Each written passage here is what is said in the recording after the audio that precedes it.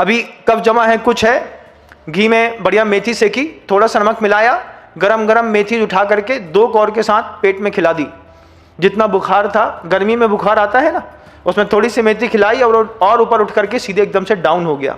कितने अच्छे इलाज थे। भुना हुआ कच्चा जीरा मिला करके जीरा का पानी बना दिया, उससे लू उतार दी, कहीं कुछ कर दिया। आज भी इस चीज़ की ज़रूरत है। एकदम से इलाज मत करिए।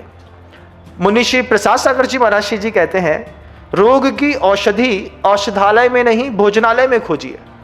आपको कोई तकलीफ हो गई है, आपके मसालदानी के मसाले, जीरा धनिया हल्दी मिर्च मसाला, ये गजब का कमाल करते हैं।